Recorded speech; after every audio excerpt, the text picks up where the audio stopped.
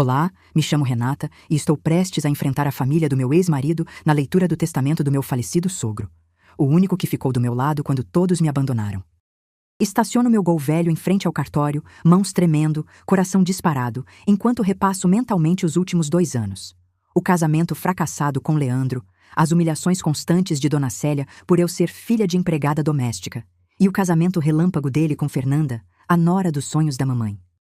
O que ninguém imagina é que carrego comigo um segredo que seu Augusto levou para o túmulo.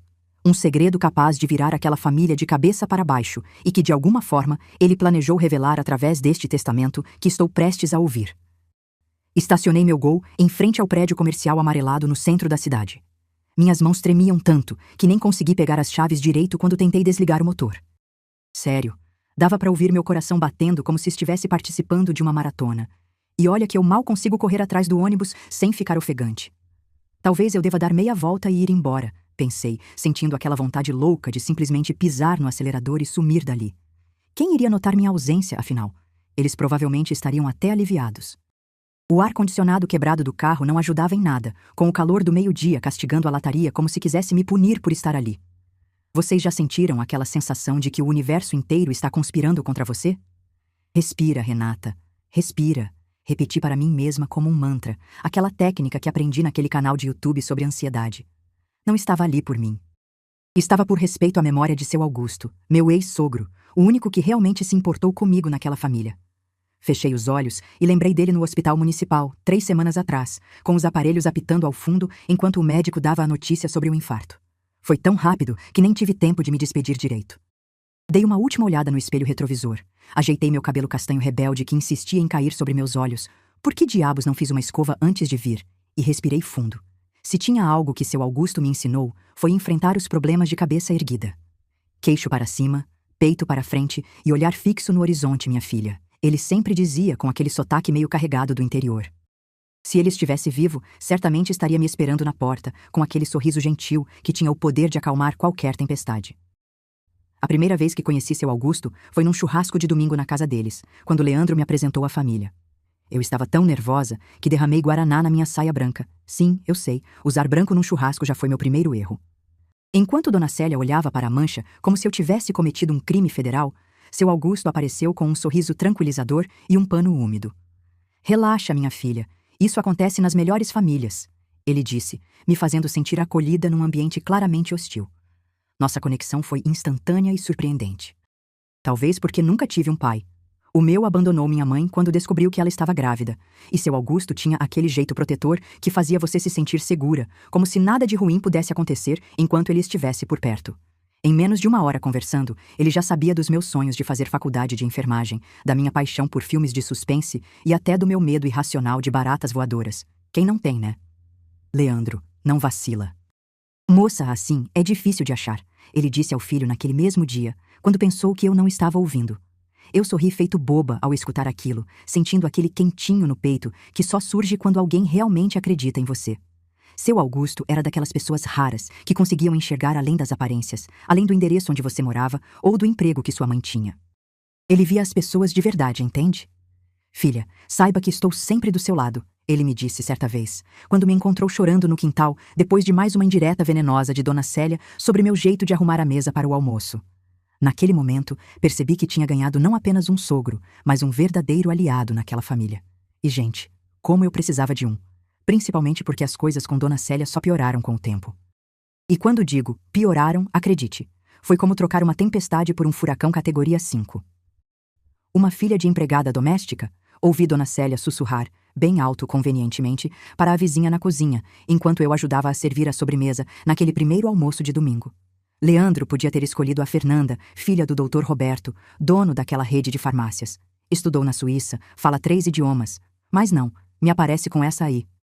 O essa aí foi pronunciado como quem fala de uma barata particularmente repulsiva encontrada na despensa. A rejeição dela foi tão imediata quanto um teste de gravidez de farmácia. Desde o primeiro momento, Dona Célia deixou claro que eu era uma intrusa, uma caçadotes que tinha fisgado seu precioso filhinho. Não importava que eu trabalhasse em 2 empregos para pagar minha faculdade ou que nunca tivesse pedido um único centavo a Leandro. Na cabeça dela, eu era a bruxa má do conto de fadas, que vinha roubar seu príncipe encantado. Os almoços de domingo viraram um verdadeiro campo de batalha. Dona Célia encontrava defeito em tudo. O arroz estava sem sal, a carne passou do ponto, eu não sabia segurar os talheres corretamente. Fernanda sabe servir um vinho adequadamente, ela comentava, como quem não quer nada. Fernanda toca piano. Fernanda usa perfume francês. Juro que cheguei a sonhar com essa tal Fernanda, uma versão mais alta e mais magra de mim, tocando piano enquanto servia vinho francês perfeitamente. Seu Augusto, coitado, fazia o que podia para amenizar as situações. Célia, por favor, ele dizia, com aquele olhar de quem pede desculpas silenciosamente. Nas refeições, ele sempre puxava assunto comigo, perguntava sobre meus estudos, contava histórias engraçadas da juventude. Às vezes, quando ela começava com as indiretas, ele, acidentalmente, derrubava alguma coisa ou mudava completamente de assunto. Era nosso pequeno código, nossa aliança secreta contra a tempestade constante que era Dona Célia. Minha mãe é assim mesmo, deixa pra lá. Era a frase padrão de Leandro sempre que eu chorava depois de mais um comentário ácido da sogra. No começo do relacionamento, até achei fofo como ele era próximo da mãe. 2 anos depois, percebi que próximo era um eufemismo para completamente dominado. Sabe aqueles filmes de terror onde o protagonista é controlado por alguma força maligna? Era tipo isso, só que com ligações de celular a cada meia hora e opiniões sobre tudo na nossa vida. As coisas foram piorando gradualmente, como uma doença que vai se espalhando sem você perceber. Primeiro, foram as pequenas decisões, a cor do sofá. Sua mãe acha que o bege combina mais, o destino da viagem de férias, minha mãe disse que Caldas Novas é mais seguro que o litoral. Até onde fazer compras. O supermercado perto da casa da minha mãe tem ofertas melhores. Depois vieram as grandes. Onde morar, quando ter filhos, quanto guardar do salário. Aguentei firme por 2 anos, tentando conquistar a aprovação daquela mulher que parecia ter comido limão azedo no café da manhã todos os dias da vida.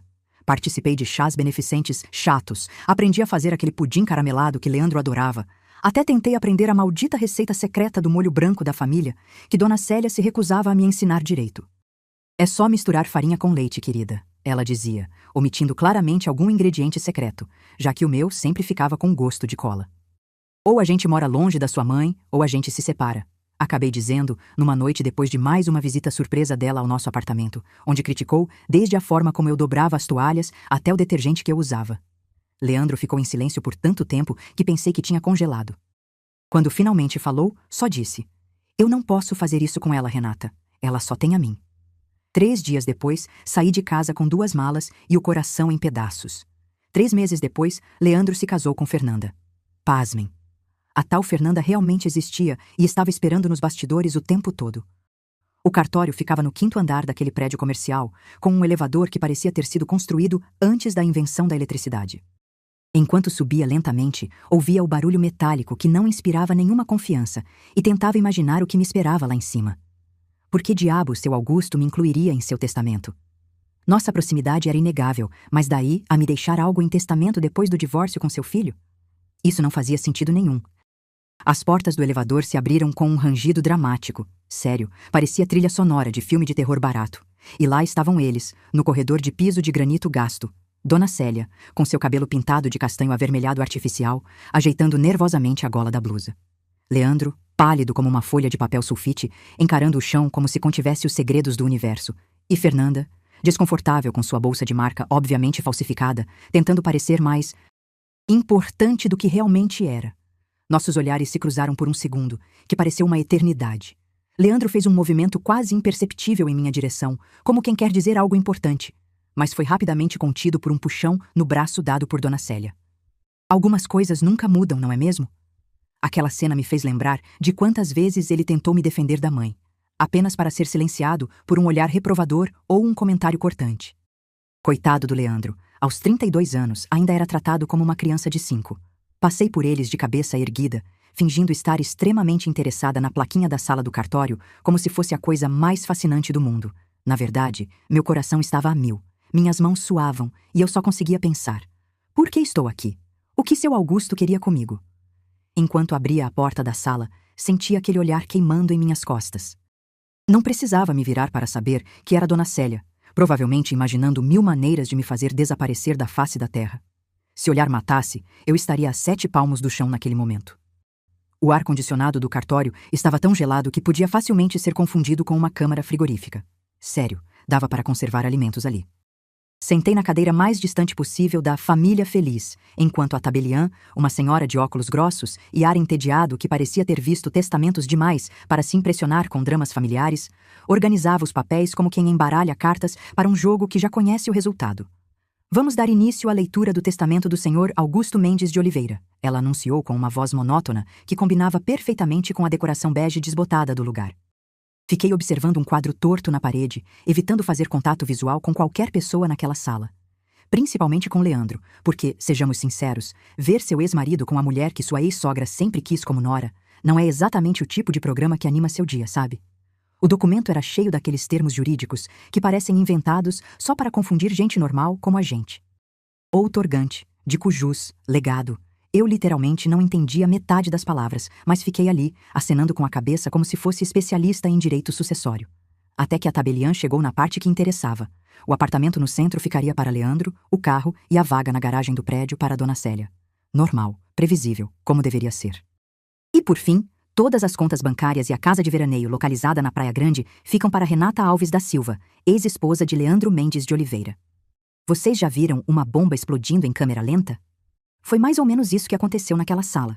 O silêncio inicial durou exatamente 3 segundos antes de Dona Célia se levantar tão rápido que quase derrubou a cadeira. Isso só pode ser engano, ela gritou, o rosto transformando-se numa tonalidade de vermelho que eu nem sabia ser possível em seres humanos. A tabeliã apenas ajustou os óculos, impassível como quem já viu esse filme muitas vezes antes. Ela enrolou o velho. É óbvio que isso é golpe. A voz estridente de Dona Célia ecoava pelo corredor do cartório enquanto eu tentava me afastar o mais rápido possível. Não estava preparada para aquilo. Sinceramente, esperava sair dali com, no máximo, algum objeto pessoal de valor sentimental. Talvez aquele relógio antigo que seu Augusto tanto gostava, ou algum livro da sua coleção. Mas uma casa na praia? Contas bancárias? Isso era loucura.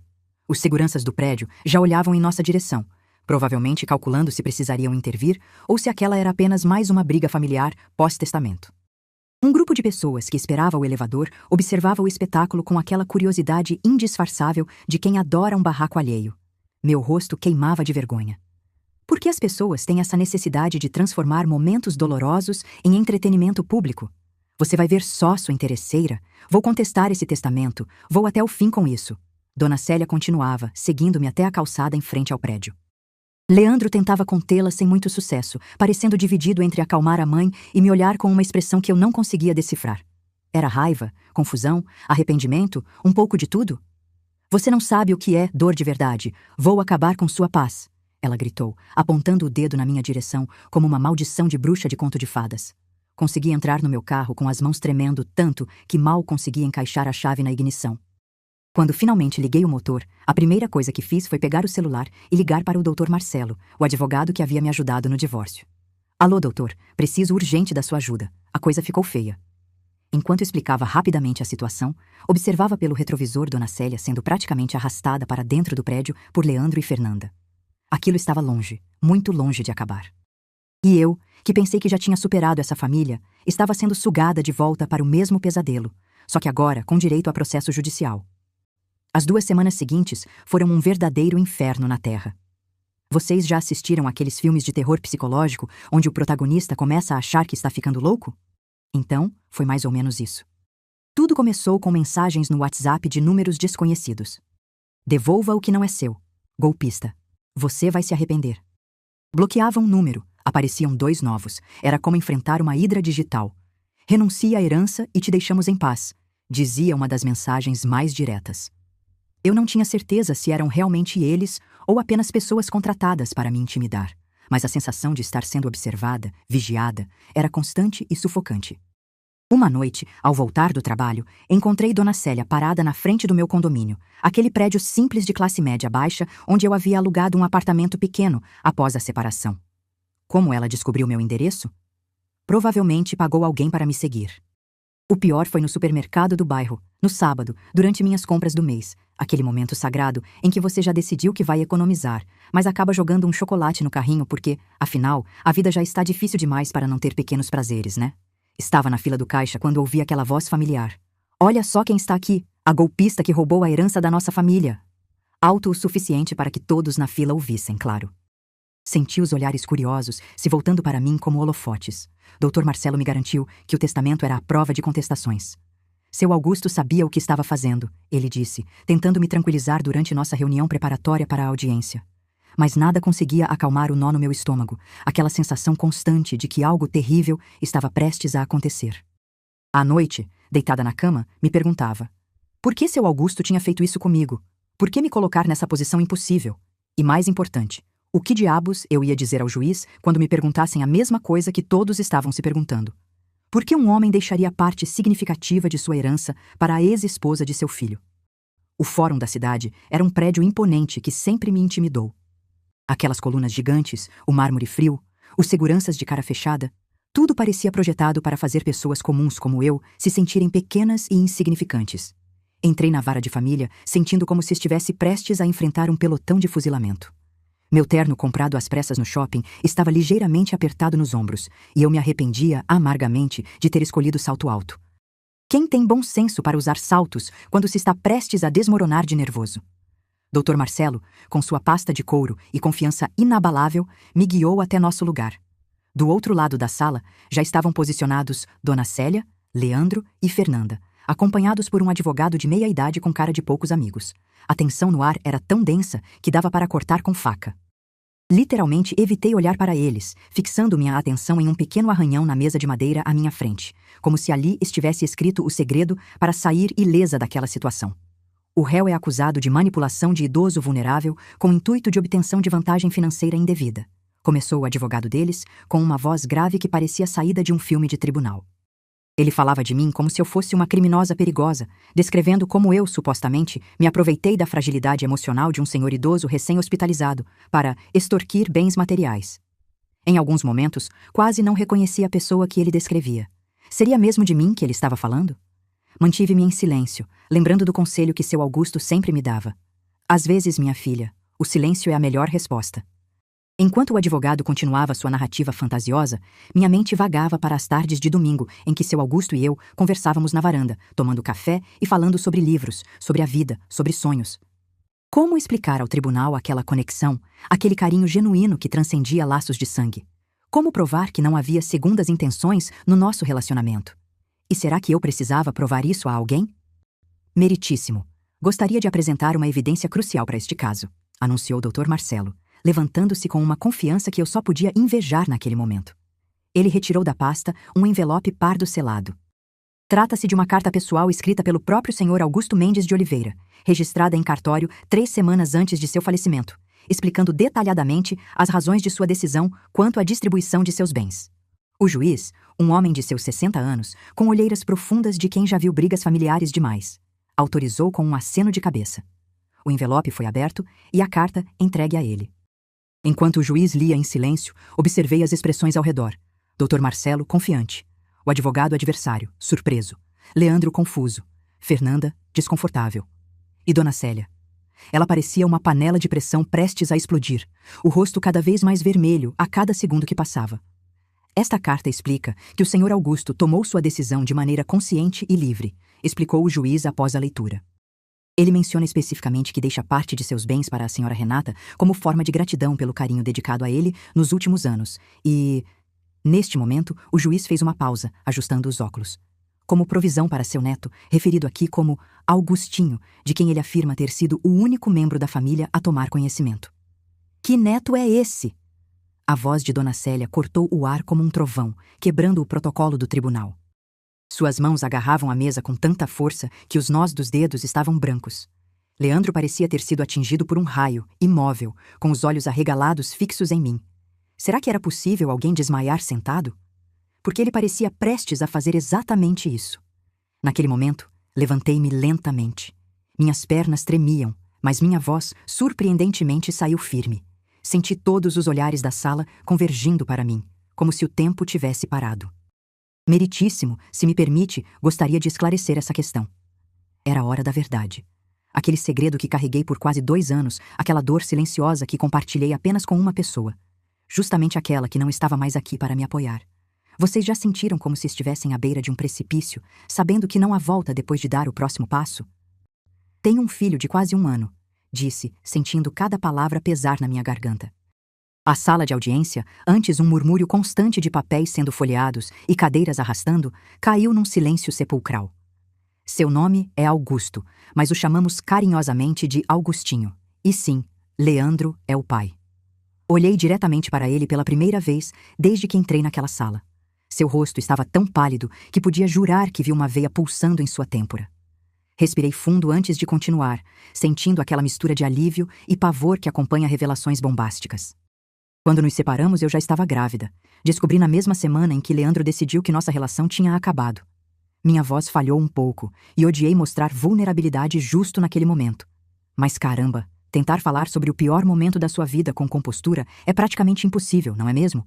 É como tentar não chorar cortando cebola. Uma batalha perdida. Vocês devem estar se perguntando por que eu não contei antes. Fiz uma pausa, engolindo aquele nó incômodo que se formava na minha garganta. No domingo em que planejei contar a todos sobre a gravidez, durante o churrasco na casa de vocês, Leandro anunciou seu noivado com Fernanda. Olhei brevemente para a atual esposa dele, que parecia ter sido esculpida em pedra, completamente imóvel. Peguei minhas coisas e saí sem dizer uma palavra. Como contar a um homem que ele vai ser pai quando ele acabou de anunciar que vai se casar com outra? Seu Augusto descobriu por acaso, quando me viu saindo de uma consulta pré-natal no Hospital São Lucas. Sorri levemente ao lembrar daquele dia.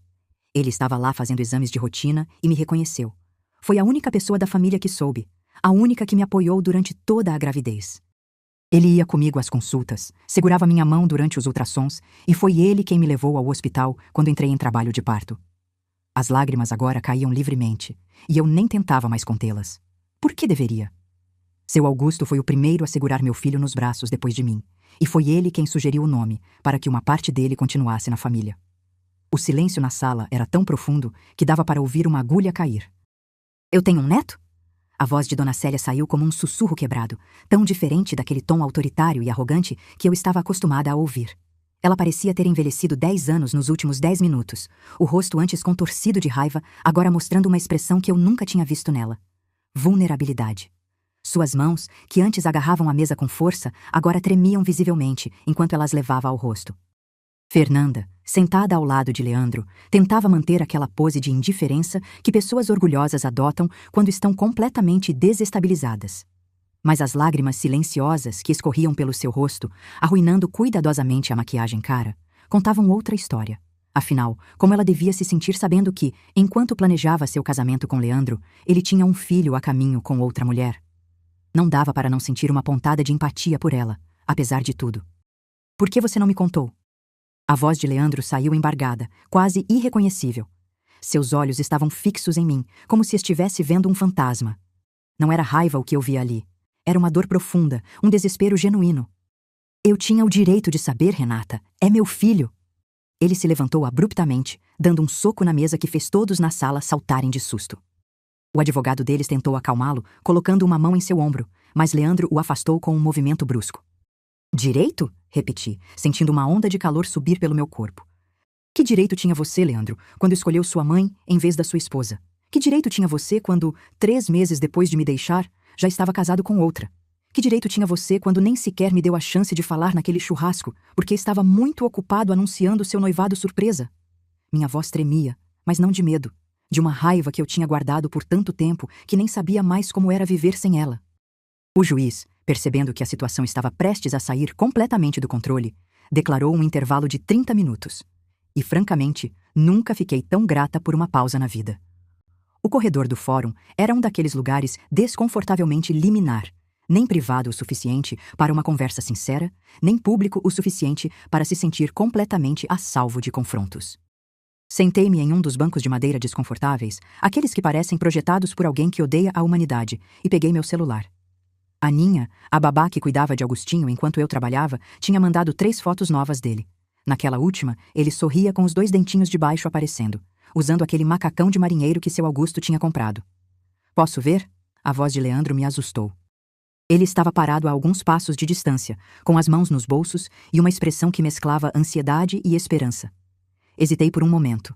Era estranho pensar que este homem, que conhecia cada centímetro do meu corpo, que dividiu anos da minha vida, era um completo estranho para o próprio filho. Vocês já pararam para pensar como a vida dá voltas absurdas? Como decisões tomadas em segundos podem mudar completamente o curso de tudo?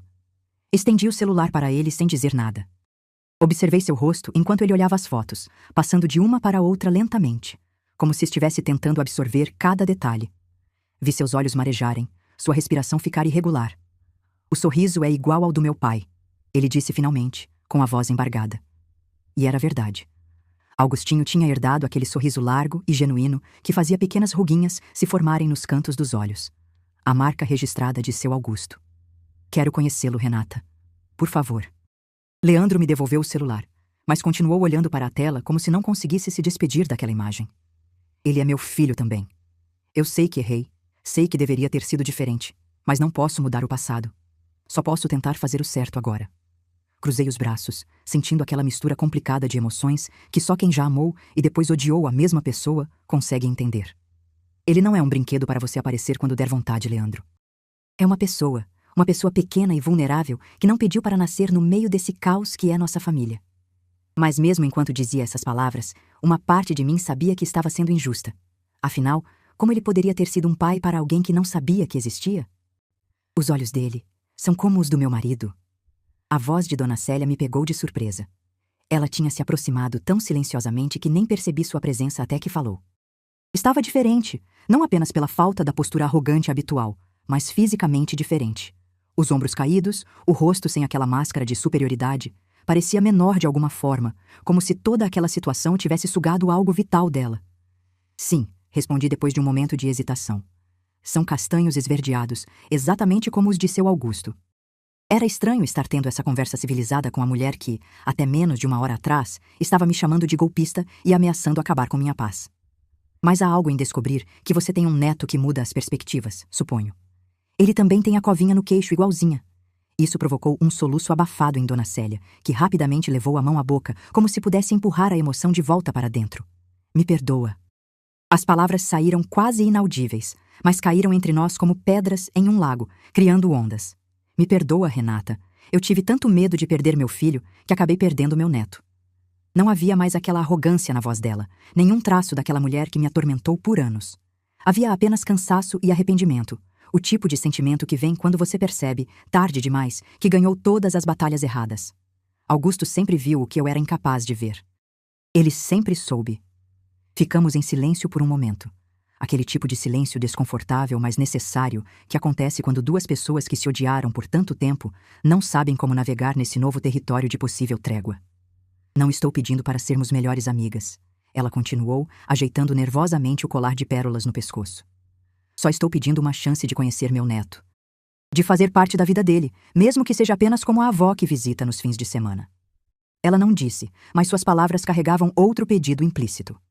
Uma chance de consertar os erros, de não repetir com o neto os mesmos erros que cometeu com o filho e a nora. E por mais incrível que pareça, senti que era sincera. O que você faria no meu lugar? O retorno à sala de audiências tinha um clima completamente diferente. A tensão ainda estava lá, claro. Afinal, algumas feridas são profundas demais para cicatrizar em minutos, mas o ar de batalha campal tinha sido substituído por algo mais próximo de uma exausta trégua. Dona Célia, surpreendendo a todos, inclusive seu próprio advogado, anunciou que estava retirando formalmente o processo. Houve um mal-entendido, ela disse, com a voz mais humilde que eu jamais imaginei ouvir dela. Meu marido sabia exatamente o que estava fazendo. O juiz, parecendo aliviado por não ter que mediar mais um conflito familiar que provavelmente acabaria com todo mundo insatisfeito, fez as anotações necessárias e encerrou a sessão em tempo recorde. Enquanto guardava meus documentos na bolsa, senti a mão de Leandro tocando levemente meu cotovelo. Vou dar um jeito nisso, eu prometo, ele sussurrou, com aquela intensidade no olhar que eu conhecia tão bem. Não era o mesmo olhar apaixonado de antes, mas havia ali uma determinação que há muito tempo eu não via nele. Peguei o celular e olhei mais uma vez para a foto de Augustinho, com aquele sorriso que era a cópia exata do avô. Será que seu Augusto tinha previsto tudo isso? Aquele homem quieto e observador, que parecia entender as pessoas melhor do que elas mesmas se entendiam? A forma como ele havia estruturado seu testamento, a carta explicativa, a revelação que ele sabia que eventualmente viria à tona. Tudo parecia cuidadosamente orquestrado para nos forçar a esse confronto, a essa reconciliação. Saí do fórum sentindo uma estranha mistura de exaustão e alívio. O caso judicial estava encerrado, mas uma nova e complicada fase estava apenas começando. Como seria daqui para frente? Como explicaríamos a Augustinho, quando crescesse, essa história maluca da sua família? Enquanto caminhava até meu carro, lembrei-me das palavras que seu Augusto me disse certa vez, quando comentei sobre como a vida era cheia de coincidências estranhas. Na vida não existem coincidências, minha filha. Existem apenas os caminhos que precisamos percorrer para entender as lições que devemos aprender. Se essa era a lição que ele queria nos ensinar, ela estava sendo aprendida da maneira mais difícil possível. Sentada no banco da pracinha do bairro, observo Leandro empurrando Augustinho no balanço adaptado para bebês. Meu filho, nosso filho, ri descontroladamente a cada movimento, aquela risada pura que só crianças pequenas conseguem produzir, como se tivessem descoberto o segredo da felicidade e quisessem compartilhar com o mundo inteiro. Seus olhinhos, tão parecidos com os do avô, brilham com uma alegria que faz todo o sofrimento dos últimos anos parecer um pouco menos importante. Mais alto, mais alto! Leandro finge que o bebê está pedindo, usando aquela voz engraçada que ele desenvolveu especialmente para interagir com o filho. É estranho como a vida nos prega peças, não é? Se alguém me dissesse há 1 ano que eu estaria aqui, observando meu ex-marido brincando com nosso filho num domingo ensolarado, eu teria rido na cara da pessoa. Mas cá estamos nós, navegando por essas águas desconhecidas de uma família que não é mais um casal, mas que também não é apenas 2 estranhos que compartilham DNA com a mesma criança. Nunca vou perdoar Leandro completamente como marido. Algumas traições vão além da capacidade humana de perdão, mas como pai, ele tem sido surpreendentemente dedicado. Nunca falha nas visitas dos finais de semana, sempre traz alguma lembrancinha, que eu discretamente monitoro para garantir que não seja mais um brinquedo barulhento. E até começou a ler livros sobre desenvolvimento infantil. Quem diria que aquele mesmo homem que não conseguia decidir o que pedir numa pizzaria sem consultar a mãe, agora passa horas pesquisando sobre as melhores abordagens para estimular a coordenação motora de bebês? E falando em Dona Célia... Bem, isso é outra surpresa do destino. Ela aparece uma vez por semana, geralmente aos sábados, sempre impecavelmente arrumada, como se fosse a uma recepção formal, em vez de passar algumas horas babando no neto. No início, eu ficava tensa com essas visitas, monitorando cada interação como uma águia. Mas algo mudou naquela mulher. É como se a máscara tivesse caído permanentemente, revelando uma pessoa que eu nunca soube que existia por baixo de todo aquele orgulho e arrogância.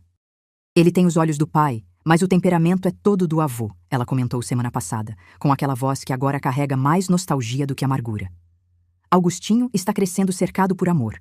Um amor imperfeito, complicado, cheio de arestas e histórias não contadas, mas ainda assim, amor genuíno.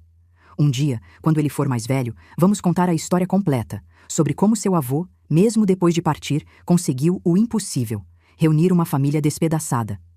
Sobre como, às vezes, as pessoas que mais nos machucam são aquelas que mais precisam de compreensão. Sobre como o perdão não apaga o passado, mas pode iluminar o futuro. Leandro se aproxima com Augustinho no colo, o rostinho do bebê vermelho de tanto rir. Ele está cansado, acho que vai dormir bem hoje, comenta, transferindo cuidadosamente nosso filho para meus braços. Nossos dedos se tocam brevemente durante a transferência, e não há mais aquela eletricidade de antes, apenas um silencioso reconhecimento do vínculo que sempre existirá entre nós, personificado naquele pequeno ser que agora boceja sonolento contra meu peito. Você sabe, Leandro diz, sentando-se ao meu lado no banco. Meu pai sempre dizia que na vida não existem coincidências. Acho que só agora estou começando a entender o que ele queria dizer. Ele olha para Augustinho com uma expressão que mistura amor e arrependimento em partes iguais. Ele planejou tudo isso, não foi? Até o fim, ele estava tentando consertar as coisas do jeito dele. Sorrio, lembrando-me das conversas na varanda com seu Augusto, do jeito como ele sempre falava sobre família, com uma sabedoria que só agora começo a compreender completamente. Seu pai era muito mais esperto do que qualquer um de nós imaginava. Olho para nosso filho, que agora dorme pacificamente, alheio ao complicado mundo dos adultos e suas falhas. Acho que ele queria garantir que Augustinho tivesse o que cada criança merece. Conhecer seu pai, sua avó, sua história completa, com todas as partes imperfeitas. O sol começa a se pôr, pintando o céu com tons de laranja e rosa. Famílias ao redor começam a recolher seus pertences, chamando crianças relutantes para voltar para casa. Esta não é a família que sonhei ter quando me casei. Não é a vida que planejei. É mais complicada, mais imprevisível, cheia de compromissos e ajustes constantes. Mas olhando para meu filho, para a paz em seu rostinho enquanto dorme, percebo que talvez seja exatamente a família que ele precisava. Obrigado, diz Leandro suavemente, olhando não para mim, mas para o horizonte, como se estivesse falando com alguém além das nuvens. E eu sei exatamente com quem ele está falando, porque silenciosamente estou fazendo o mesmo. Obrigada, seu Augusto, por sua última e mais importante lição. A de que o amor verdadeiro às vezes significa abrir mão do orgulho, das mágoas, das histórias que contamos a nós mesmos sobre como as coisas deveriam ter sido. Enquanto caminhamos para o estacionamento, Leandro carregando a bolsa do bebê, eu carregando Augustinho, somos a imagem de uma família aos olhos de estranhos. Não somos um casal, nunca mais seremos. Mas somos algo igualmente valioso, pessoas que aprenderam, da maneira mais difícil, que algumas relações transcendem rótulos, que alguns laços são fortes demais para serem completamente rompidos. E talvez isso, no final das contas, seja o verdadeiro legado de seu Augusto, não as contas bancárias ou a casa na praia, mas a compreensão de que, às vezes, o perdão não é para nós mesmos, mas para aqueles que amamos mais que a vida.